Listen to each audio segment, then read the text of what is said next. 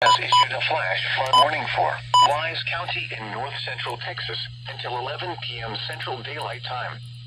At 8:43 p.m. Central Daylight Time, Doppler radar indicated thunderstorms producing heavy rain across the warned area. Between 1 and 3 inches of rain have fallen. Flash flooding is ongoing or expected to begin shortly. Hazard: flash flooding caused by thunderstorms.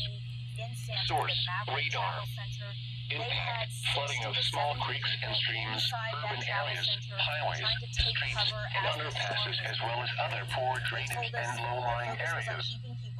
Some locations that will experience flash flooding include Decatur, Bridgeport, Briar, Pecan Acres, Rome, Haslett, New Fairview, Aurora, Boyd, Paradise, Newark, Keeter, Carbondale, Greenwood, and Slidell.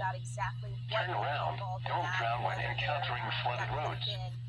Most flood deaths occur in vehicles. Be especially cautious at night when it is harder to recognize the dangers of flooding. Headed west, they're going on I-20 right now. As Cassie was saying earlier, we work very carefully and closely with them to make sure that